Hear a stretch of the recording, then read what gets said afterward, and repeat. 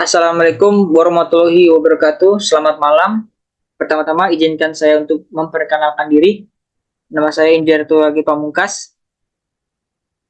Saya dari Prodi D4 Meteorologi di Sekolah Tinggi Meteorologi Klimatologi dan Geofisika. Di sini saya akan menjelaskan topik tentang meteorologi serta mengidentifikasi suatu model.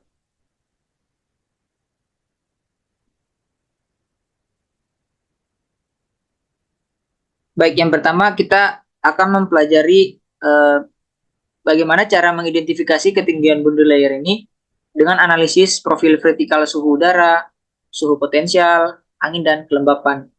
Nanti kita akan memakai satu contoh kasus yang ada di jurnal. Nah, untuk modelnya sendiri itu model numerik memakai model ECMWF. Kemudian yang kedua ini kita akan mempelajari cara interpretasi gambar untuk monitoring tropical wave dan juga memperhatikan nilai dan parameternya. Kemudian yang ketiga, menjelaskan tentang tahap-tahap dari teknik Dovrak dalam menentukan tropical cyclone. Kemudian yang keempat, itu menjelaskan tentang MCS dan MCC menurut Maddox tahun 1980 dan cara mendeteksinya menggunakan satelit dan memakai satu contoh kasus juga dari jurnal. Kemudian yang terakhir itu kita akan menjelaskan tentang kondisi monitoring tropical wave dengan observasi dan prediksi di wilayah Indonesia. Itu berupa gambar nanti. Oke, next saja. Yang pertama, sebelum kita masuk untuk mengidentifikasi dari ketinggian ABL ini, alangkah baiknya kita mengerti dulu apa itu ABL. Jadi ABL ini yaitu atmospheric boundary layer atau planetary boundary layer yang merupakan bagian dari troposfer yang mendapat pengaruh secara langsung dari permukaan bumi dengan rentang waktu respons sekitar 1 jam atau kurang. ABL ini dia pengaruhnya sangat besar terhadap proses fisika di atmosfer. Kemudian juga dia mempunyai sistem iklim secara keseluruhan seperti proses awan, flux panas maupun yang ada di darat maupun di lautan. Kemudian untuk secara siklus hidrologi atmosfer itu sangat kuat mempengaruhi lapisan batas ini. Nah, ABL ini dia akan memiliki peran penting bagi iklim, cuaca, dan kualitas udara.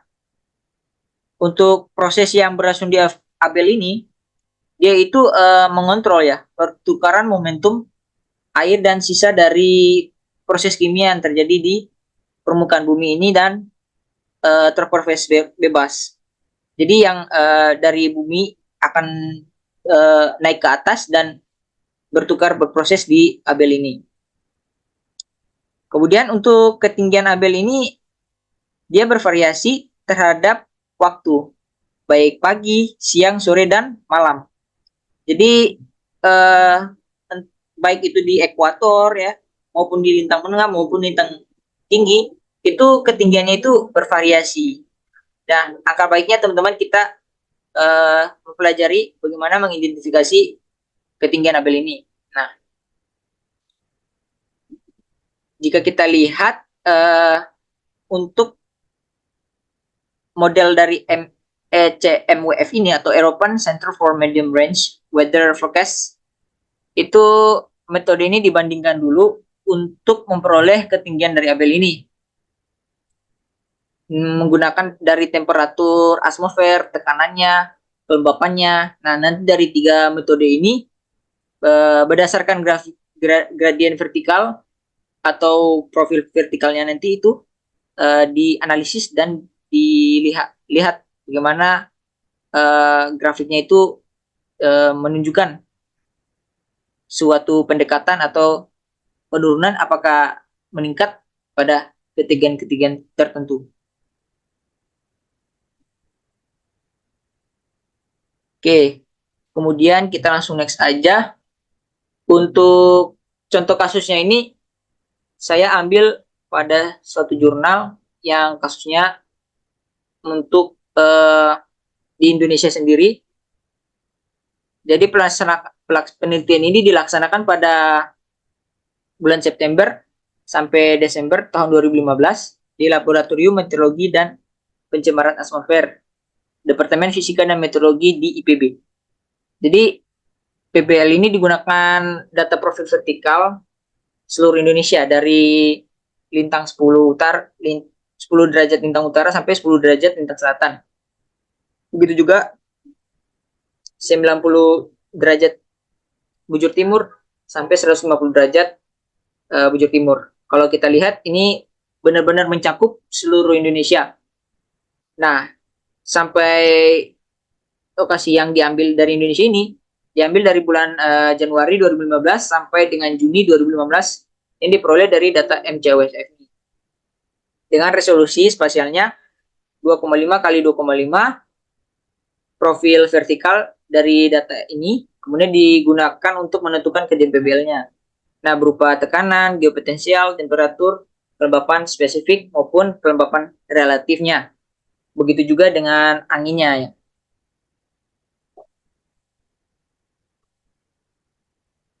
Untuk penelitian ini mereka mempunyai waktu analisis itu secara UTC, 00 UTC, 06 UTC, 12 UTC dan juga 18 UTC. Atau kalau di Indonesia itu sendiri waktu Indonesia Barat ditambahkan 7 jadi kalau 00 jam 7 pagi.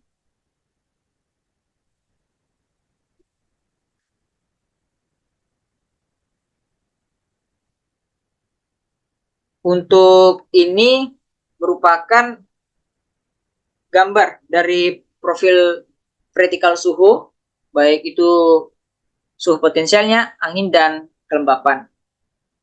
Dapat kita lihat di gambar ini dan keterangannya ini kelembapan itu relatif dilambangkan RH seperti biasa. Kemudian kelembapan spesifiknya Q, temperaturnya itu ada 3, ada virtual, potensial, dan mix. Untuk virtual ini dilambangkan dengan TV, potensialnya dilambangkan kita, dan mixnya ini dilambangkan TP. Mix ini maksudnya temperatur, virtual, dan potensialnya gabung. Kemudian untuk anginnya ini dilambangkan dengan V. Jika kita lihat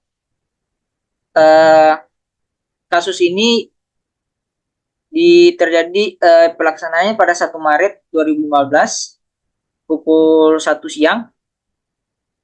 Untuk kasus ini dia ada 4 metode baik RH, TV, theta maupun theta V.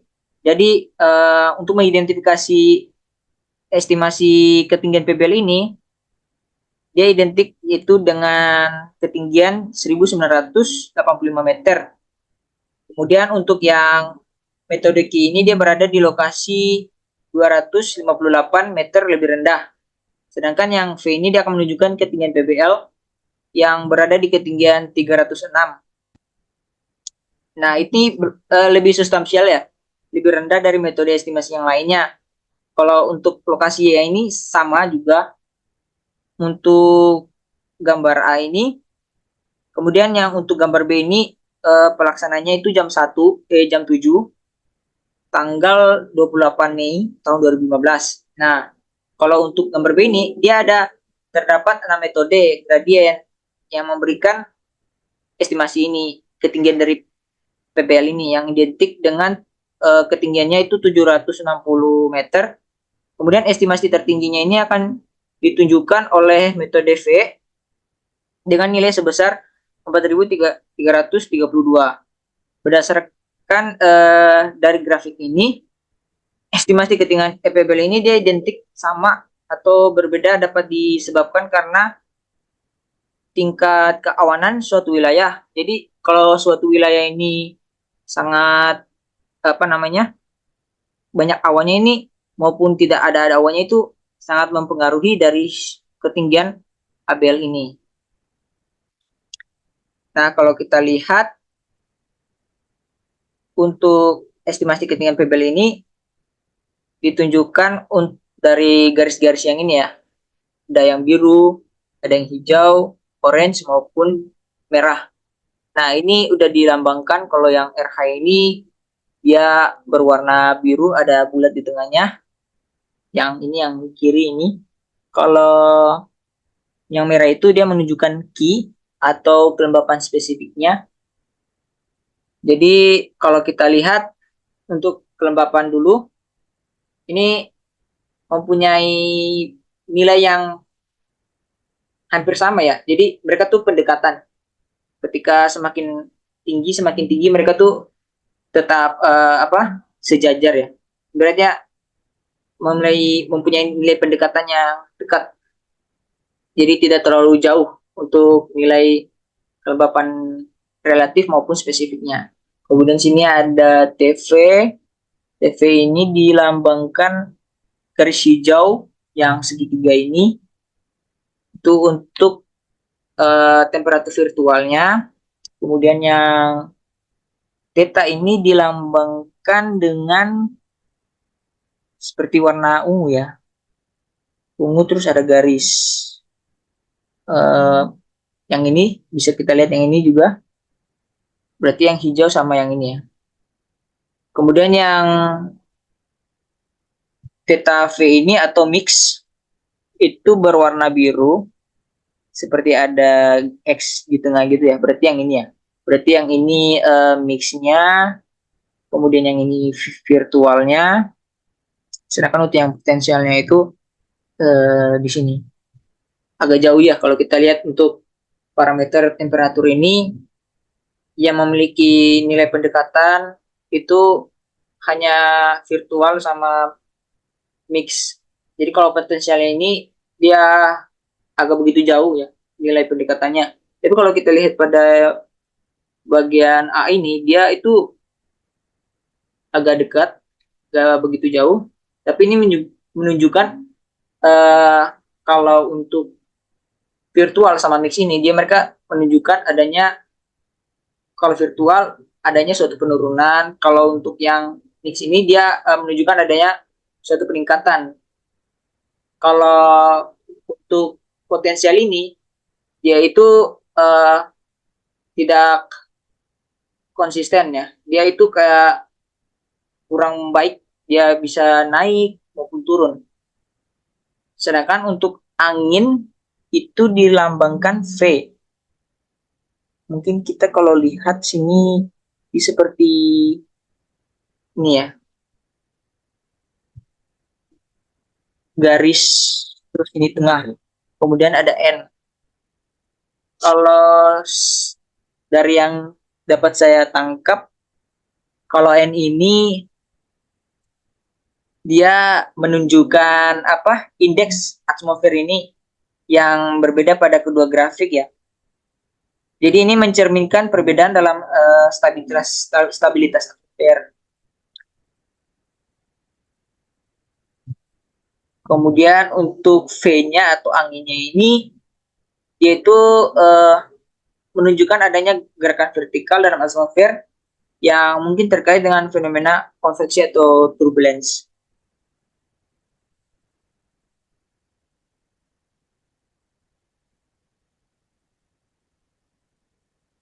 Baiknya selanjutnya kita akan melihat dari nilai rata-rata dari median ketinggian PBL Indonesia selama 6 bulan diestimasi menggunakan 7 metode gradien.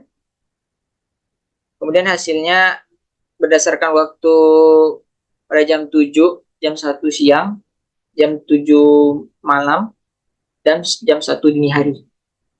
Kalau kita lihat di grafik sebelah kiri ini,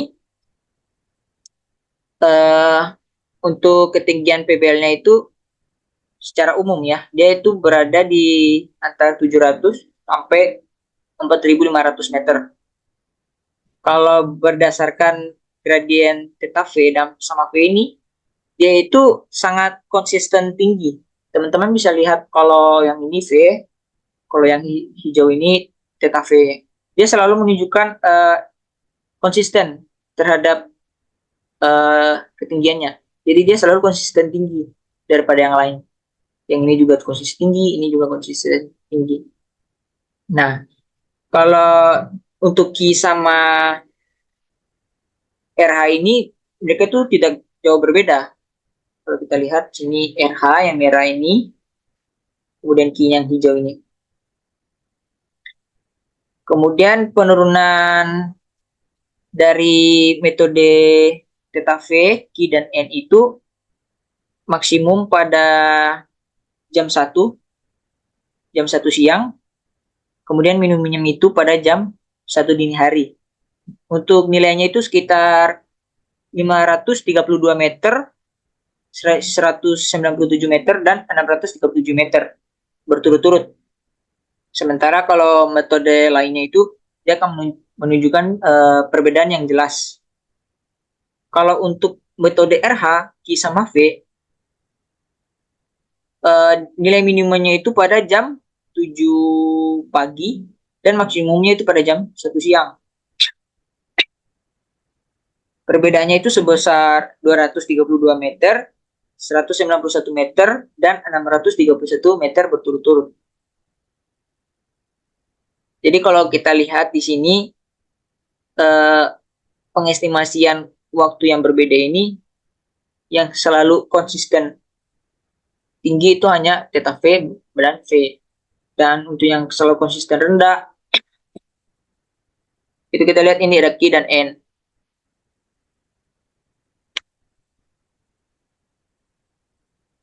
Baik, yang selanjutnya ini kita akan melihat nilai untuk nilai kuartil, bulanan, dan tahunan ketinggian PBL meter di atas permukaan laut. Untuk wilayahnya 140 derajat lintang timur dan 5 derajat lintang selatan. Berdasarkan data dari Januari sampai Juni 2015. Nah, kalau kita lihat ya teman-teman di sini, dia itu menunjukkan adanya perbedaan di setiap tempat dari bulannya ya. Sorry, jadi untuk tempatnya ini sebenarnya sama, tapi dia menunjukkan perbedaannya itu setiap rata-ratanya dari bulanannya. Jadi kalau untuk bulan Januari, Februari, Maret sama April ini, dia itu menunjukkan perbedaan. Yang paling tinggi kalau kita lihat ini kan bulan Januari ya, itu sangat maksimum yang ini. Kemudian yang ini juga tuh sangat tinggi banget. Jadi kalau untuk metode ini itu dia nilai persentilnya itu dari 25, 50 sampai ke 75. Nah, kalau warna biru merah ini itu dia berturut-turut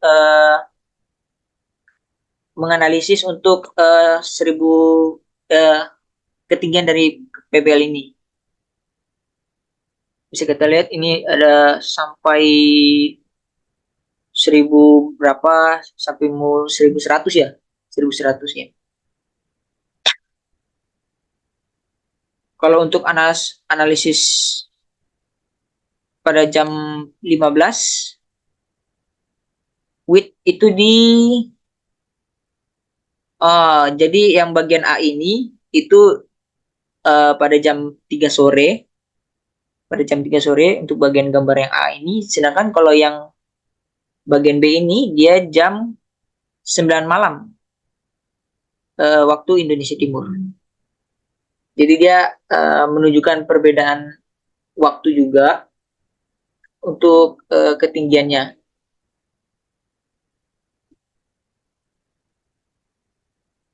Oke, kita next ya. Untuk yang selanjutnya ini dia menunjukkan rata-rata dari ketinggian PBL, baik itu yang harian selama 6 bulan menggunakan metode RH maupun yang bulanan menggunakan metode RH ini. Nah, kalau kita lihat ya teman-teman,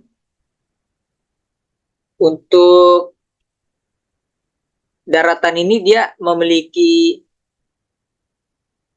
intensitas yang lebih tinggi dibanding laut. Nah, hal ini disebabkan karena variasi diurnal dari temperatur permukaan pada daratan, sedangkan pada lautan itu variasi diurnalnya hingga musiman. Yang akibat kecilnya ini besarnya kapasitas penyimpanan panas di lautan itu kan dia ini ya, lautan itu lebih lambat menyerap panas, sedangkan kalau si darat ini lebih cepat menyerap panas. Nah, dari proses ini, penyerapan hingga pelepasan panas ini, lautan itu sangat lambat bila dia melepaskan panas. Sedangkan yang darat, dia jauh lebih cepat untuk melepaskan panasnya. Jadi kesimpulannya dengan metode Q maupun N itu dia kan selalu konsisten menghasilkan estimasi ketinggian PBL yang signifikan rendah seperti yang tadi saya bilang tadi Q-nya sama N tadi. Kemudian sebaliknya sama theta V, sama V itu dia kan selalu konsisten tinggi. Nah, nanti dari semua metode itu variasi bulanan dan diurnalnya itu akan bertahap masing-masing di wilayah Indonesia. Jadi wilayah lautan itu akan konsisten terhadap variasi diurnal dan bulanan bila dibandingkan dengan wilayah daratan yang lebih bervariasi atau lebih memiliki intensitas yang tinggi. Jika kita lihat dari semua penjelasan yang saya berikan, dapat kita simpulkan bahwa untuk penentuan ketinggian Abel ini itu sangat dipengaruhi oleh ketutupan awan, karena tingginya Abel ini juga pengaruh dari radiasi matahari. Kalau kita lihat pada jam saja dia jauh berbeda ya. Dari jam 7, jam 1 siang, itu ketinggiannya itu berbeda. Jadi kalau yang saya tangkap, ketinggian ini dia akan semakin tinggi pada waktu di mana suhu itu bumi itu akan menerima suhu sampai suhu maksimumnya ini. Kemudian dia akan menurun seiring berjalannya matahari mulai terbenam ini sampai malam itu Abelnya itu akan makin rendah. Jadi kalau kalau ibaratnya ini pernah saya belajar di kelas itu ABL baik di perkotaan maupun yang di pedesaan itu beda. Karena kalau kita lihat pedesaan ini kan struktur atau daratan ini kan beda sama yang perkotaan. Nah, perkotaan itu kan dia jauh banyak bangunan, kemudian kurang begitu ada tumbuh-tumbuhan lah kalau bisa dibilang. Jadi karena perkotaan ini dia jauh lebih panas, dia lebih menyimpan panas itu sendiri sehingga pengap. Nah, dia akan mempengaruhi si Abel ini, Abel yang ada di perkotaan. Sedangkan kalau di pedesaan itu kan dia jauh lebih ini ya, kurang bangunan, kemudian banyak pepohonan dan lebih sejuk lah. Nah, itu tinggi dari Abel yang ini berbeda sama yang tinggi yang ada di kota. Kenapa bisa begitu? Daratan ini juga mempengaruhi topografinya, bisa dibilang lah. Topografi dari daratan ini dia akan mempengaruhi ketinggian dari si Abel ini. Kayak misalkan struktur tanahnya ini, struktur tanahnya itu lebih banyak bebatuan. Kalau kita lihat di NTT itu kan banyak karang atau bebatuan gitu, sehingga di NTT itu lebih terasa panas kalau di timur pada saat siang hari. Kenapa? Karena ya itu tadi daratan itu dia cepat menyimpan panas dan juga cepat mengeluarkan panas. Nah, karena ada struktur topografi yang seperti ini, dia akan mempengaruhi dengan ABL. Begitu kalau misalkan topografinya, struktur tanahnya subur atau lembab, kurang bebatuan, itu jauh kurang, intensitas panasnya tidak terlalu tinggi. Mungkin itu yang dapat saya sampaikan dan saya tangkap. Baik, yang selanjutnya kita akan belajar untuk cara interpretasi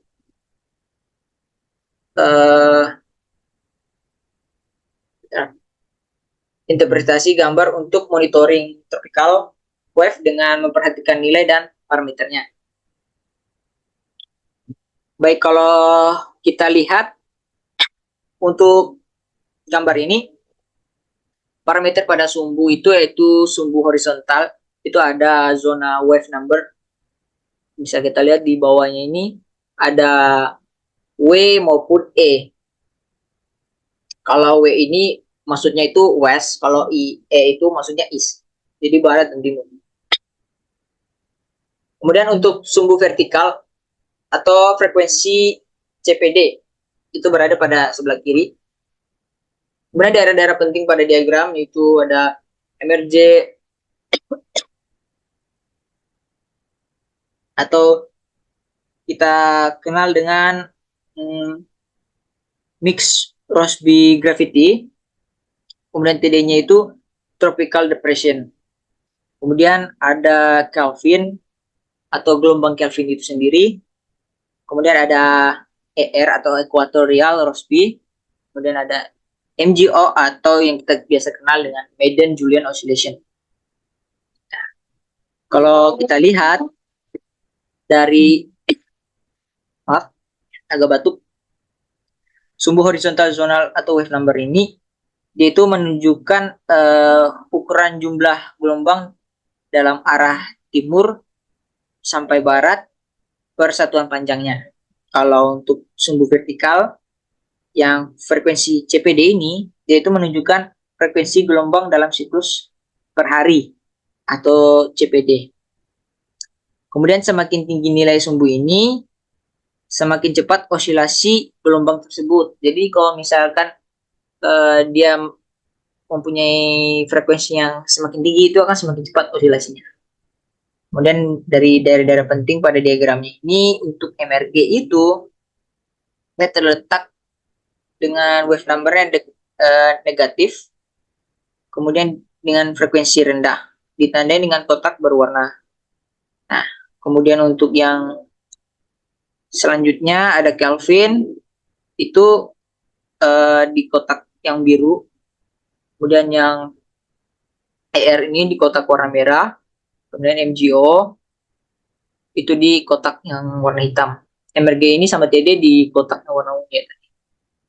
Nah, kalau untuk garis-garis konturnya ini, dia menunjukkan periode waktu gelombang dalam per hari. Kalau kita lihat untuk garis-garis ini, dia memberikan informasi tambahan tentang periode osilasi dari gelombang. Nah, nanti dari gelombang tersebut, misal yang ditandai D-days, 6 days, dan lain-lain, itu menunjukkan periode osilasi dalam hitungan hari. Yang ini yang 30 days. Kemudian untuk maksud dari warnanya ini, jadi kalau warna spektrum ini dia menunjukkan intensitas energi gelombang atau OLR, outgoing layer, outgoing layer radiation, atau gelombang gelombang pendek, outgoing low radiation, atau gelombang pendek yang dari bumi ini pancarkan ke atas, keluar dari bumi ini. Jadi kalau outgoing low radiation, sorry teman-teman. Jadi kalau matahari punya sinar ke bumi itu dia gelombang pendek, sedangkan kalau dari bumi yang dipantulkan ke keluar dari keluar bumi dari permukaan keluar bumi itu namanya OLR atau outgoing long radiation, long wave radiation atau gelombang panjang. Nah, kalau untuk warna yang lebih cerah, yang kuning ini hingga merah itu cuma menunjukkan intensitas energinya.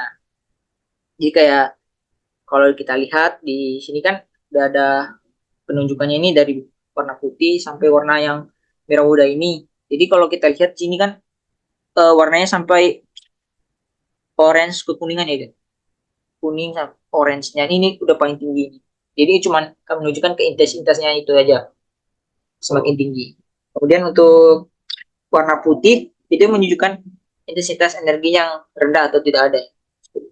Kemudian untuk cara monitoringnya ini dibilang bahwa kita akan mengamati daerah tertentu, misal sesuai dengan kotak-kotak warna yang diidentifikasi ini. Kemudian kita akan nanti periksa nilai dari wave number dan frekuensi. Nah, untuk wave number zonal ini sama frekuensinya kita akan cek nilainya satu. Kemudian kita pahami intensitas dari energi gelombang ini. Kemudian kita dari gelombang ini kan biasanya berhubungan sama cuaca. Nah, nanti dari situ, kalau misalkan cuaca yang lebih ekstrim atau aktivitas konveksi yang lebih kuat, jadi kalau misalkan kita tahu ada cuaca yang ekstrim ini, biasanya si intensitas ini akan lebih tinggi gitu. Itu bisa terbaca pada uh, dari gambar monitoring ini. Kemudian untuk bagian ini itu dia menunjukkan apa ya, gambar simetrik, karena biasanya gambar ini tuh dia ada dua ya teman-teman, dia ada simetrik sama antisimetrik. Kemudian kalau yang ini juga itu tuh menunjukkan presentasi atau dari presentasi mewakili dari nilai yang diambil atau di capture dari satelit. Kemudian untuk perbedaan yang kita lihat di sini dapat kita analisis, ini dia menunjukkan mode untuk ER-nya sama MRG-nya itu dia menunjukkan sensitivitas terbesar terhadap penghilangan TC. Jadi MRG sama TD ini dan ER ini dia itu menunjukkan sensitivitas atau mempengaruhi tropical cyclone menjadi apa, hilang atau penghilangan terhadap CC ini, pemusnahan terhadap CC ini. Kemudian dengan perbedaan spektralnya itu berkisar 2,8% hingga 4%. Nah, 2,8 ini itu kita lihat dari yang sini, yang apa, garis merah ini sama yang hitam ini. Nah, kita lihat ujung-ujungnya ini itu menunjukkan 2,8 sama 4. Karena ini kan menyatakan presentasi untuk diagram ini. Nah, kalau untuk Kelvin-nya itu dia juga tampak sensitif terhadap penghilangan TC. Karena kalau kita lihat di sini semakin ke sini tuh dia intensitasnya semakin tinggi. Begitu juga kan ini MRG sama TD ini kan ER-nya. Dia semakin ke sini semakin tinggi intensitasnya. Kemudian untuk perbedaan ini nanti diperkirakan akan lebih besar secara lokal dalam domain fisik. Jadi dari gambar monitoring terpilar wave ini dia sangat membantu kita untuk memonitoring vertical wave yang terjadi.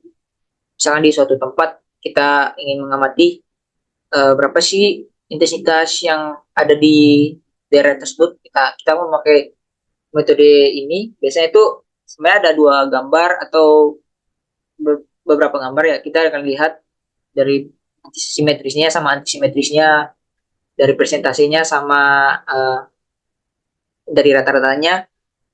perbedaan antara total spektrum nanti dari data asli dan data yang telah dihilangkan dari TC-nya. Nah, kalau itu bagian itu kita akan lihat, kita analisis, kita dapat menentukan bahwa besar kecilnya dari tropical wave ini untuk intensitasnya. Mungkin selanjutnya kita akan bahas mengenai tahap-tahap teknik Dovrak. Nah, untuk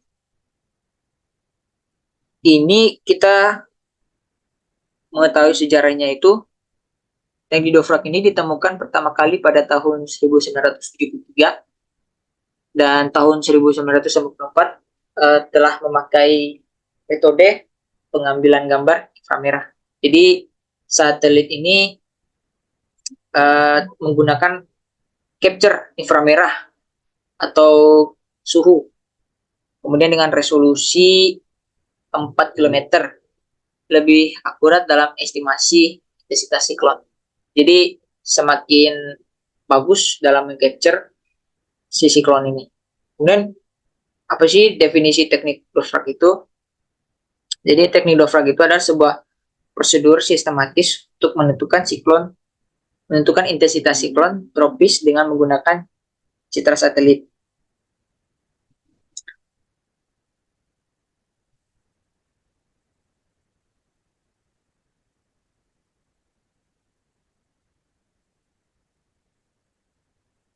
Kalau kita lihat, jadi tujuan perakiraan itu dia untuk mengenai intensitas siklon ya, untuk saat ini maupun masa depan. Jadi dia akan menggunakan prosedur dan aturan yang menggabungkan analisis citra satelit dengan perkiraan ideal untuk perkembangan siklon tropis. Sebelum kita masuk mengenai Dovrak teknik ini atau teknik Dovrak ini, kita harus mengetahui dulu aturan sama prosedurnya. Dapat kita lihat di sini. Itu pertama kita harus temukan dulu pusat dari sistem cloud atau CSC-nya. Kemudian kita kenali perkembangan awalnya. Kemudian tentukan perubahan intensitas yang lalu. Tentukan T-number-nya hari ini. Kemudian tentukan bilangan intensitas arus atau CI-nya. Kemudian tentukan kurva model siklon dan menentukan ramalannya untuk CI number. Kemudian kita analisis. Untuk gambar yang di sebelah kiri ini itu merupakan diagram yang biasa kita gunakan untuk mengkategorikan dan memahami dari perkembangan siklon tropis baik tahap awalnya hingga sampai tahap matangnya. Kalau kita lihat T1,5 ini sampai T8 itu digunakan untuk memperkirakan intensitas siklon tropis. Jadi semakin tinggi angka T-nya itu semakin kuat siklon tropisnya. Jadi dari T1 ini sampai T8 itu menunjukkan awal permulaan pembentukan siklon tropisnya dan matangnya atau tahap dewasanya dari si siklon tropis. Kemudian kalau setiap baris ini dia menggambarkan perkembangan siklon tropis pada tahap-tahap tertentu dan menunjukkan bagaimana bentuk dan struktur dari siklon tropis itu berubah seiring peningkatan angka T. Kalau kita lihat di sini ada kan CF sama BF ya. Bisa teman-teman lihat di sini ada CF, BF. Nah ini CF itu singkatannya dari curve flow atau dia akan menggambarkan aliran udara melengkung di sekitar pusat siklon. Sedangkan untuk BF ini dia akan menggambarkan pola pita awan di sekitar siklon. Jadi kalau CF ini kan dia melambangkan aliran udara melengkung nih. Jadi kayak aliran udara ini dia melengkung itu atau membentuk seperti mata gitu ya. Kemudian kalau untuk yang BF ini itu dia menggambarkan pita awan yang ada di sekitar siklon. Jadi semakin pembentukan awan yang sekitar siklon itu kan tebal banget. Nah, dia menggambarkan pita awan itu. Sedangkan untuk bentuk lengkungnya itu si CF-nya. Kemudian kita lihat dan analisis ini, itu awalnya kan T1,5 sampai T3. Jadi siklon tropis itu mulai terbentuk dengan pola awan yang tidak teratur dan pusat yang belum jelas. Kita lihat sini dia kurang begitu jelas dan tidak teratur. Sedangkan untuk T4 sampai T5 dia sudah mulai membentuk pola ya, dengan aliran udara yang melengkung ke dalam. Kemudian pita awannya itu sudah mulai jelas. Nah, pusat siklon ini sudah kayak mulai terlihat gitu titik tengahnya. Kemudian untuk T6 sampai T8 itu siklon tropisnya udah intensitasnya maksimum banget atau sudah tahap dewasa, yang mana maupun pita awan, mau CF-nya, mau BF-nya itu sudah sangat terlihat, yang jika dilihat ini sudah ada bentuk matanya, sudah ada bentuk matanya, sudah ada bentuk matanya. Jadi kalau dilihat ya, untuk gambar ini, diagram ini itu sangat membantu kita dalam men menentukan, mengidentifikasikan sisi krontropis. Baiknya kita akan masuk ke selanjutnya. Baiknya selanjutnya kita akan membahas tentang uh, lanjutan tadi mengenai diagram Dovrak tadi. Itu kan ada nilai T-nya atau angka T-nya, kemudian ada angka CI-nya. Nah, di sini itu cuman tabel-tabel identifikasinya itu sesuai apa namanya. Kalau ini kan kecepatannya nih, knots. Jadi kalau knots ini dia masuk ke CI 1,5. Kemudian untuk ketinggian ini Atlantik sama Pasifik di ketinggian memakai milibar ya, di 1009 itu dia masuk kategori 2. Kemudian 3,5 1994, 994 udah masuk 3,5, semakin tinggi gitu.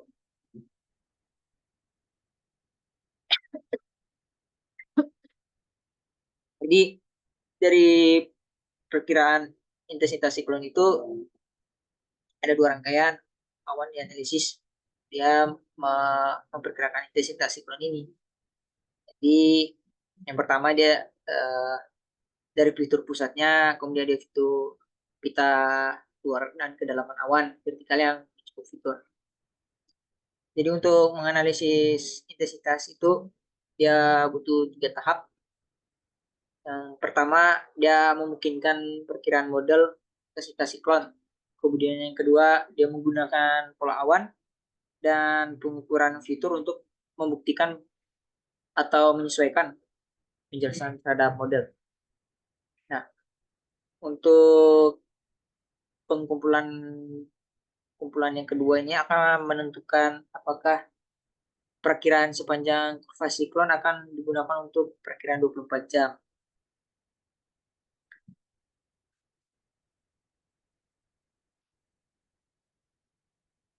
Untuk fitur dari CF tadi di diagram ini, untuk fitur yang CF ini dia muncul dalam kurva lebar Peter koma dan dia akan memilih, sudah saya jelaskan tadi juga.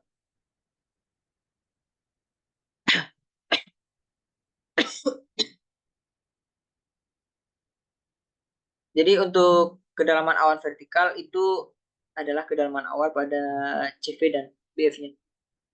Kalau untuk tahap pertama menganalisis ya, itu dia harus perkiraan penilaian perubahan antar fitur awan yang kemarin ini tentukan uh, apa perubahan intensitas yang lalu, kemudian untuk prosedurnya tadi, kemudian dengan menggunakan data itu dari data kemarin itu akan dimodelkan sehingga dia akan memberikan perkiraan intensitas siklon saat ini dan masa depan. Jadi kita akan tahu ini kalau penggunaan untuk perkiraan yang hari ini sama yang nanti akan datang tuh kira-kira seperti apa? Apakah dia semakin melemah atau dia semakin menguat gitu. Kemudian dari perkiraan ini akan diubah naik turunnya karena adanya perubahan siklon yang terjadi selama 24 jam terakhir. Nah, kemudian yang kedua, tahap kedua ini akan kita itu mempertimbangkan pola awan secara keseluruhan. Jadi kayak pola siklon tersebut dibandingkan sama pola siklon yang pada umumnya. Kemudian setelah polanya dibandingkan, nanti intensitasnya ini akan diturunkan atau ditingkatkan. Nah, angka ini akan sesuai dengan pola yang diterapkan ketika fitur awan ini memiliki ukuran yang terlihat dan kedalamannya yang signifikan. Kalau tahap ketiganya ini dari fitur-fitur komponen yang sudah diperiksa, kita akan menentukan apakah sesuai dengan intensitas pada tahap pertama.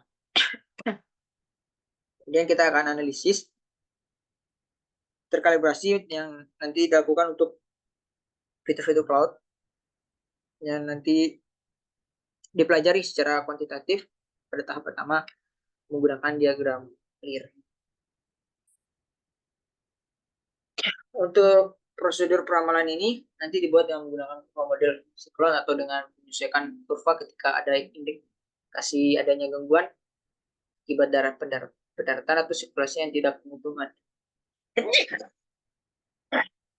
Jadi perubahan angka T yang tidak normal atau perubahan dari fitur awan yang berhubungan dengan identifikasi siklon. Perkiraan yang dimodelkan harus diubah ketika salah satu dari tiga peristiwa yang terjadi. Jadi pertama, kita kembalikan terhadap tren akibat perubahan intensitas yang diambil dari masa lalu. Kemudian kedua, dari semua tanda identifikasi, tampak berlawanan dengan tren yang diharapkan. Kemudian yang ketiga, siklon memasuki atau meningkatkan info yang akan mempengaruhi trennya. Untuk menentukan jumlah modifikasi siklon dalam peristiwa ini. Jadi fitur awan dan waktu yang terjadi harus dipertimbangkan. Jadi sebenarnya kita mempertimbangkan pengambilan capture yang pertama di masa lalu itu seperti apa, kemudian kita akan membandingkan trennya sehingga nanti pada saat pemodelan kita bisa tahu itu bagaimana pergerakan dari si kolon ini, apakah dia mulai masuk ke tahap dewasa atau dia belum masuk ke tahap dewasa, dia masih terbentuk, kemudian ataukah dia semakin lemah. Dari ini kita sudah bisa tahu bahwa teknik Dovrak ini sangat membantu kita dalam memonitoring, baik itu menganalisis juga apakah siklon ini semakin kuat atau semakin melemah. Dengan begitu kita akan semakin waspada, semakin mengerti dengan adanya teknik Dovrak ini sangat membantu kita untuk mengatasi sisi tropis. Jadi kalau umumnya itu perkiraan itu dia akan tidak terlalu rendah karena ya disebabkan kalau misalkan dia menunjukkan adanya kerendahan itu karena resolusi dari satelitnya ini yang kurang bagus atau resolusi dari satelitnya itu rendah. Jadi akan mempengaruhi apa namanya perkiraan. Jadi kalau perkiraannya kita ambil itu rendah pada saat pengambilan data itu berarti ini resolusi dari satelitnya. Kemudian untuk yang ketiga itu ada MCC, MCS menurut Redox pada tahun 1980. Jadi MCC ini atau Mesoscale Convective Complex itu pertama kali diperkenalkan oleh Maddox pada tahun 1940. Berdasarkan hasil penelitiannya terhadap cacah satelit infrared di atas wilayah Amerika Serikat di bagian tengah dan timur. Sebenarnya tahun 1978. Maddox mendefinisikan MCC sebagai daerah pada citra satelit infrared yang memiliki brightness temperatur di kurang lebih sama dengan minus 32 derajat atau 241 Kelvin. Dan luasnya itu 100 meter kilometer kuadrat untuk selimut awannya ini serta temperatur brightness-nya ini kurang lebih minus 52 derajat Celcius atau 221 Kelvin, derajat Kelvin. Dan untuk luasnya itu 50.000 kilometer kuadrat. Untuk inti awannya, dia akan bertahan selama lebih dari 6 jam dengan ekstensitas lebih dari 0,7 pada saat kondisi maksimum.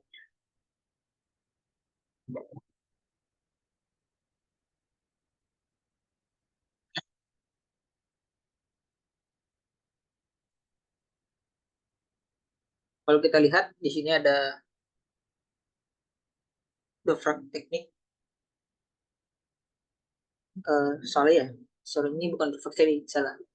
Ini maksudnya mesoscale, konvektif, maksudnya tabel ya. Diedit, mohon maaf, mohon maaf. Jadi ini ada tabel dari mesoscale ini atau MCC ini, dia berdasarkan analisis terhadap infrared satelit. Jadi kalau dilihat itu MCC merupakan salah satu jenis ya mesoscale convective system. Jadi mesoscale convective system itu dia ini merupakan sistem. Jadi MCC itu merupakan salah satu jenisnya. Kemudian dia memiliki ukuran lebih dari 100.000 kilometer kuadrat dan waktu hidup lebih dari 6 jam. Yang nanti dapat menghasilkan cuaca buruk dan curah hujan yang berkelanjutan. Untuk penelitian atau satu kasus contoh yang diambil pada jurnal ini itu penelitiannya terfokus pada wilayah Papua ya. Jadi pengambilannya itu terfokus pada wilayah Papua dengan jam 143. Oh, maksudnya ini 13 ya. 130. 143 derajat bujur timur. Maksudnya ini lintang ya, derajat. Kemudian ini 0 derajat. Dengan pusat wilayah merujuk pada wilayah Papua bagian selatan selama periode 9 sampai 10 Mei. Jadi sebelum kita masuk ke YouTube, di sini kita akan dikasih itu physical karakteristik ya. Jadi karakteristik dari MCC itu dia punya size. Ini ada jadi cloud sheet with consist berat di minus 32 derajat. Jadi kalau masuk yang minus 30 derajat besarnya 100 itu A. Kalau derajat ini dia masuk ke minus 52 dengan besar tadi. Nah, kemudian inisial ini size definition A dan B ini besar definition durasinya untuk A sama B itu sama ya. Jadi dia lebih dari 6 jam, 6 hour. Kemudian maksimumnya itu continue close shield temperature di minus 32. Kemudian bentuknya atau shape-nya amino acid atau axis lebih dari 0,7 at the time of the mention extent dari kehadirannya itu. Kemudian untuk size definition-nya A sama B itu ya tidak terlalu ini statistik. Kemudian setelah mengetahui untuk karakteristiknya, data yang satu kasus ini diambil Papua yang tadi saya bilang. Jadi pada tanggal 9 sampai 10 itu jadinya adanya MCC yang terdeteksi ya di Papua Selatan lebih tepatnya. Jadi secara umum itu inisiasi terjadi pada sore hari hingga malam hari, mencapai kondisi maksimum pada dini hari serta mengalami peluruhan pada pagi hari hingga akhirnya hilang pada tengah hari. Jika dilihat dari puncaknya, luas inti awan ini mengalami puncak.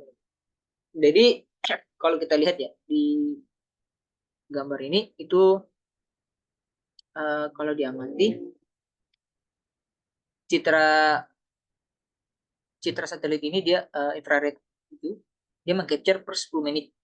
Kemudian dia nanti diambil dari time series. luasan dari inti awan dan selimut awannya yang terekstresis. Jadi MCC ini mulai terbentuk pada pukul 20. Jadi kalau kita lihat di sini, dia mulai ibaratnya apa ya, muncul atau mulai berkembang di sini pada jam 20 atau jam 8.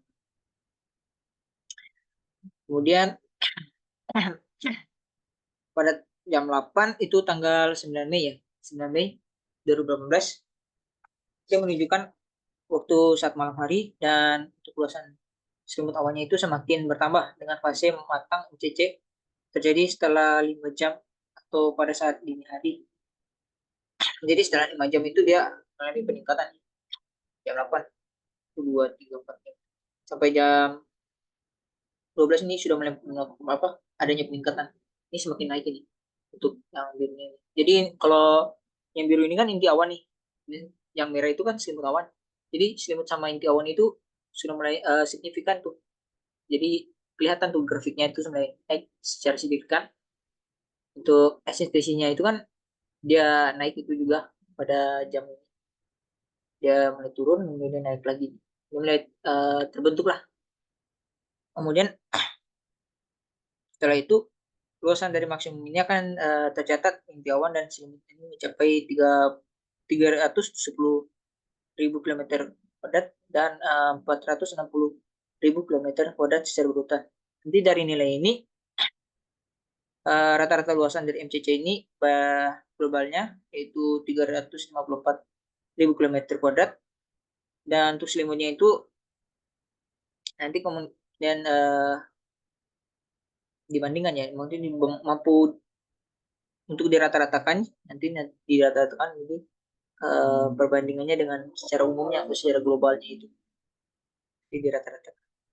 Kemudian pada pukul 6 itu MCC-nya itu mulai mengalami peluruhan. Kalau kita lihat di sini ya, itu dia mulai peluruhan, maksudnya itu walaupun grafiknya naik sampai sini, itu dia udah ibaratnya maksimum. Jadi udah mulai lemah itu, maksudnya udah mau masuk tahap fase menghilang atau musnah. Jadi eh, pada pukul 6 itu, setelah itu dia akan berakhir ya, memiliki tria pada pukul 10.30. Jadi untuk jam 10.30 ya sekitar sini, atau jam 11-an lah, bisa dibilang ya jam 11-an, itu FCC-nya sudah mulai hilang atau musnah. Kemudian sehingga MCC tersebut nanti tumbuh dan berada di wilayah tersebut selama 14 jam. Jadi kalau secara umum itu inisial terjadi MCC itu pada sore hari hingga malam hari dan akan mencapai maksimumnya pada dini hari. Kalau kita lihat di sini kan dini hari itu maksimumnya itu jam 4, jam 5, jam 6 ini kan tinggi tuh, jam 7 juga. Tapi lebih tepatnya jam mulai dari jam 12, jam 1 ini landing begini di sini dini hari itu eh, maksimum dari si MCC itu. Kemudian dia akan mulai mengalami peluruhan pada pagi harinya atau esok harinya. Kemudian pada siang hari dia akan menghilang. Nah, nah jika kalau dilihat dari puncak ini, luas inti awan itu dia mengalami puncak lebih awal. Ya, nanti kemudian diikuti oleh puncak luasan apa selimut awan ini. Jadi kalau gradien penurunan luas selimut ini dia kan cenderung lebih kecil jika dibandingkan luas inti awannya. Nah, nanti menandakan si selimut awan ini yang bertahan lebih lama, walaupun distribusi dan evolusi dari MCC itu dia tumbuh di wilayah Papua. Jadi kalau untuk temperatur brightness dalam derajat itu dia terbaca pada satelit, yang mana kondisi sebelum kejadian MCC ini pada jam 3, jam 15 sampai jam 19 itu sudah mulai terlihat bahwa eh, pembentukan dari ininya. Inti awannya mau selipnya itu nggak terlihat. Kemudian untuk proses MCC-nya akan memenuhi kriteria Maddox itu kita mulai tumbuh. Jadi pada jam 20 yang tadi sampai 00 WIB. Nah, nanti dari jam 10 pagi kondisi MCC ini akan sebenarnya tidak memenuhi kriteria pada jam 13 dan 16.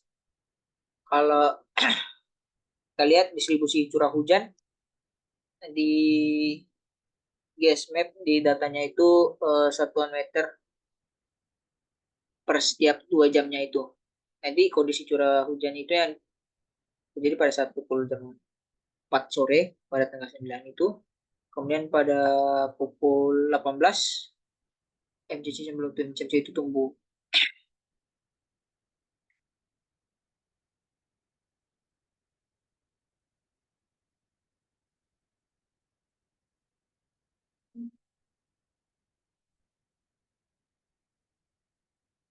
Jadi kalau kita amati bahwa grafik ini tuh dia sangat membantu kita untuk lihat perkembangan dan pertumbuhan NCC.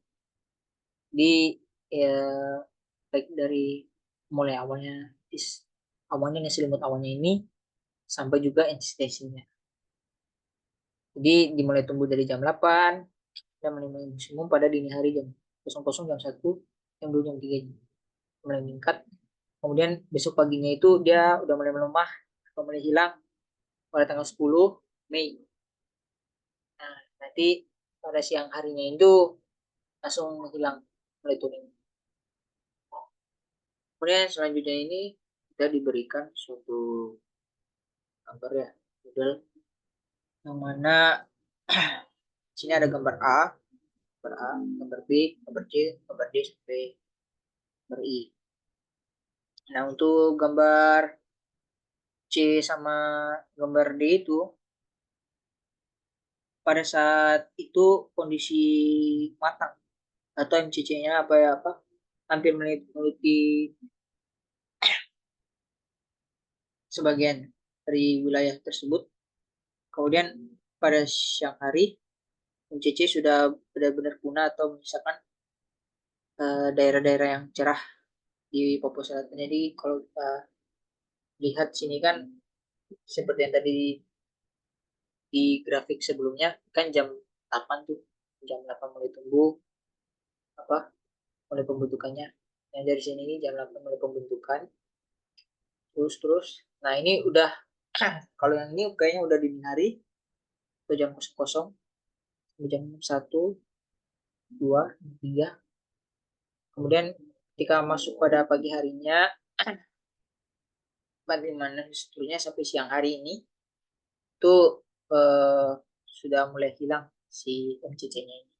Di pada bagian Papua Selatan untuk dini hari itu pastinya sudah terlihat ya. Mungkin bisa jadi di situ terjadi hujan lebat dan banyak ini karena banyaknya potensi kayaknya ada karena ada apa intensitasnya itu tinggi pada jam-jam tersebut.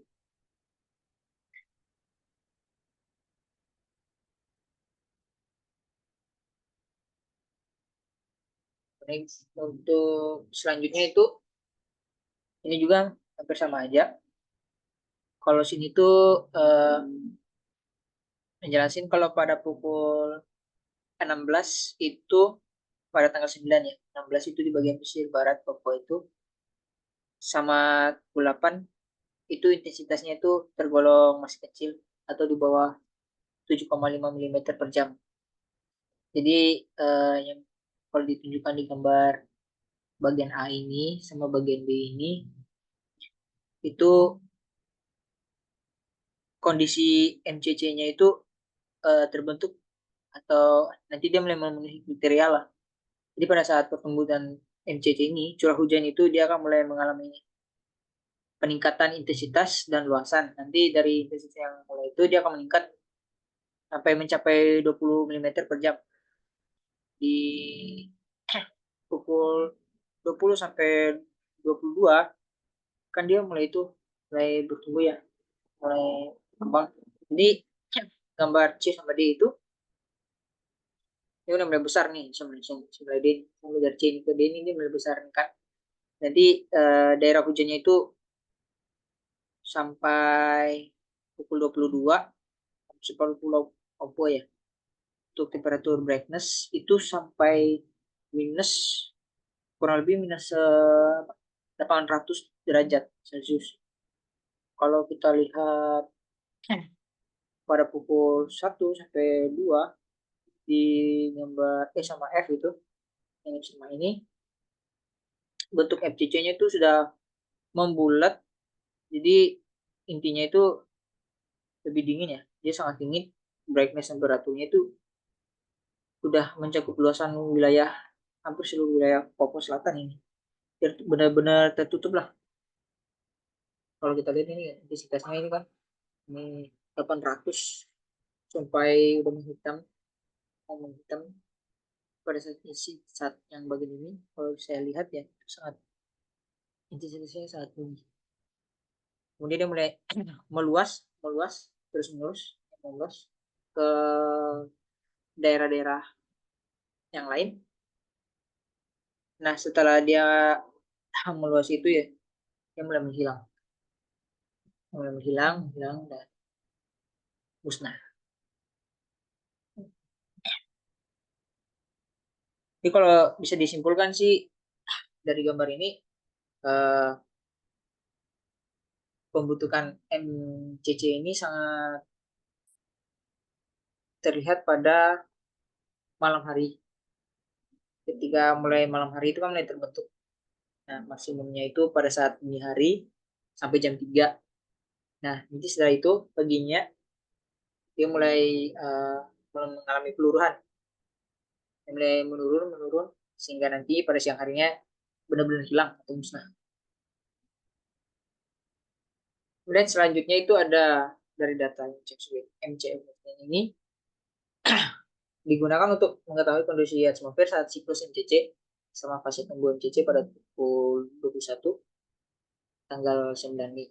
Jadi konvergensi ini terjadi sekitar wilayah Papua bagian selatan pada fase bagian bawah dengan nilai 1 hingga 3 dikalikan 10 pangkat -5 per second. Jadi selain itu arah angin yang cenderung itu akan memusat di atas wilayah Papua baik lapisan 1000 maupun 850. Jadi itu semakin tinggi itu. Nah, kemudian dari tingginya itu kelembapan relatif di 850 kPa itu akan mendukung kondisi untuk penumpang aktif. Jadi curah hujan ini akan didominasi intensitasnya yang kecil di bawah 5 meter milimeter per jam dan nanti diikuti intensitas yang lebih tinggi yang mulai pada pukul 7. Jadi kalau dari gambar ini itu curah hujan sangat mendominasi pada pukul 20. Yang kan mulai tumbuh tuh. Jadi daerah hujan dengan intensitas ini jadi kayak semakin apa namanya? Semakin tinggi intensitasnya itu hujannya tuh semakin lebat lah. Jadi kalau mulai terbentuk pada saat maksimum. Singkatnya seperti itu sih. Kalau ini kan tangkapan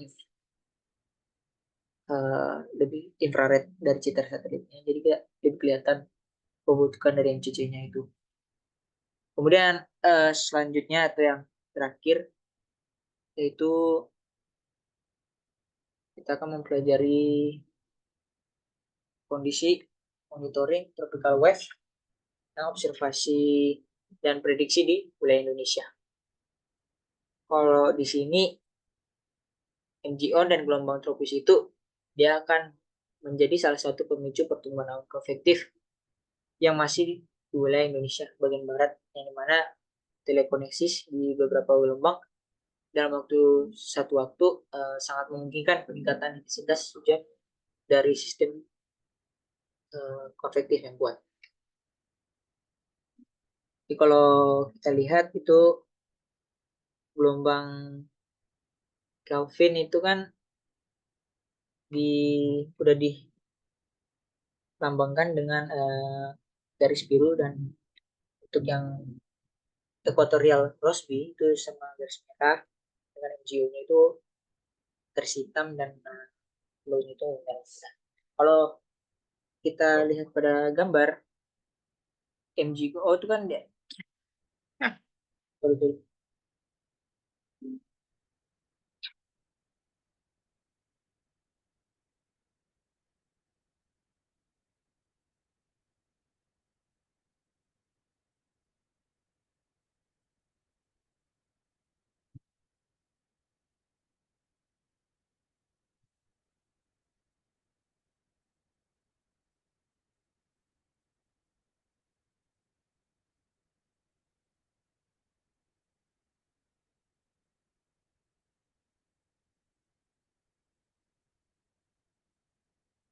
MGO itu kan dia akan bergerak dari barat ke timur ya. Jadi dari sini ke sini, kemudian kalau untuk gelombang Kelvin itu dia akan bergerak ke arah khatulistiwa, ke arah khatulistiwa itu sepanjang batas barat ke arah kutub, sepanjang batas timur, dan nanti dia akan berputar berlawanan dengan arah jarum jam di belahan bumi utara. Kalau di belahan bumi selatan dia searah sama searah jarum jam lah. Sedangkan kalau untuk Rossby itu Rossby Wave ya, dia kan bergerak ke arah barat atau berlawanan sama dengan pergerakan dari si MGO ini. Kalau kita lihat sini di 29 Mei, MGO itu dia tampak berada tepat di ini ya. Kalau kita perdekat lagi, dia kayak tepat berada di atas Sumatera ini. Di apa? Bergerak ke arah Sumatera. Kemudian kalau kita lihat sudah bersinami Juni. Oke. Ini merupakan observer atau belum di forecast ya. Kalau untuk yang sebelah kanan ini bagian forecaster. Nah, itu benar. Jadi untuk yang ini tuh pada tanggal 29 Mei sampai 4 Juni, nanti jadi berurutannya jadi ke bawah sini. Kalau kita lihat itu prediksinya untuk yang sini itu MGO-nya udah mulai berpindah ke arah Kalimantan bagian atas. Kemudian untuk ekuatorialnya itu yang merah ini tampak di bagian bawah, dia mulai ini ya. Ibaratnya kayak mulai menghilang, mulai mengecil gitu kayak keseluruhan. Kemudian untuk yang tanggal 12 sampai 18 itu si ekuatorial ini sama Kelvin ya, itu mulai peningkatan, bisa dibilang meningkat.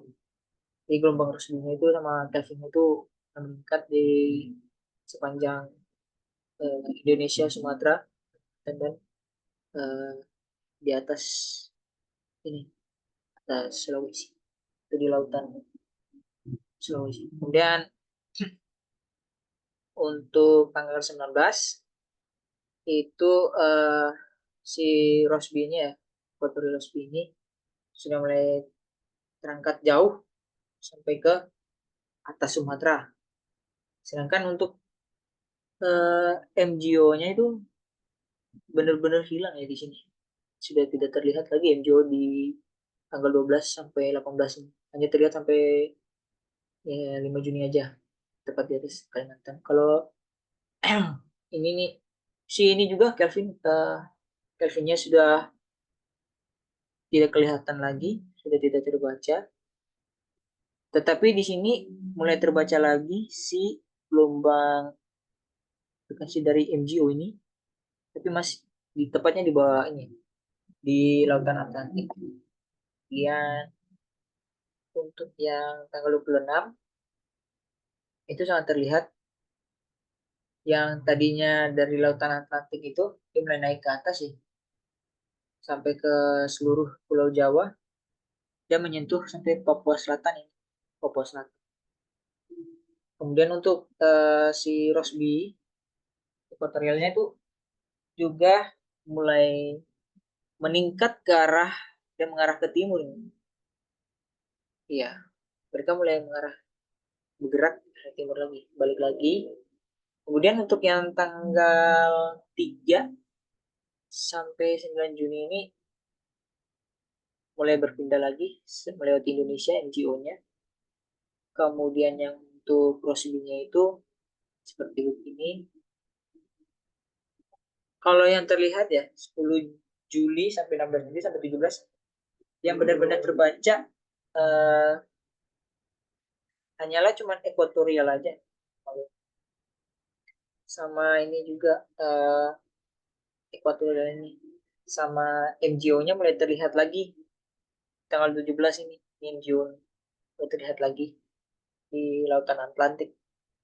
Jadi kalau bisa dibilang peningkatan intensitasnya ini eh, paling paling ini ya maksimum ya. Itu kalau saya lihat di bagian sini karena dia mempengaruhi juga ya geo sama si ekuatorial ini.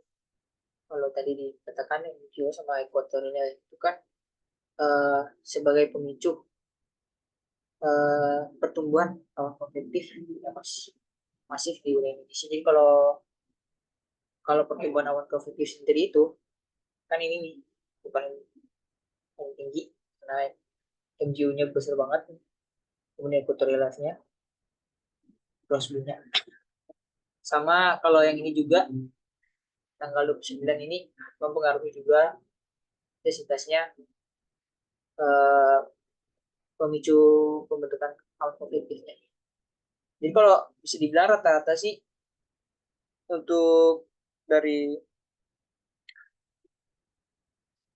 monitoring yang diberikan, yang dilihat ya, ini hanya pada tanggal apa 26 sampai 2 Juli ini aja sama 29 4 ini yang memiliki apa namanya potensi eh, pembentukan awan konvektif di wilayah-wilayah Indonesia. Jadi kalau menurut saya ini sangat membantu kita untuk mengetahui model ya, mengetahui juga seberapa besar potensi yang terjadi di Indonesia untuk potensi awan konflik ini sehingga kita bisa tahu nih Indonesia mungkin lagi dipengaruhi nih. Sekarang kan Indonesia kan lagi musim kemarau tapi masih basah. Jadi mungkin karena mengetahui hal-hal seperti ini kan kita bisa tahu gitu. Mungkin karena pengaruh NGO, mungkin karena pengaruh si Rosby atau si Kelvin gitu kan. Jadi equatorial wave ini sangat mempengaruhi apa pembentukan awan konvektif yang ada di Indonesia. Jadi angka baiknya kita sangat mengetahui ya untuk hal seperti ini sehingga kita bisa mengetahui penyebab Indonesia kok musim panas tapi masih hujan gitu. Ini ya, inilah salah satu faktor-faktor yang ada eh, mempengaruhi Indonesia itu bila terjadi hujan. Mungkin itu yang dapat saya sampaikan.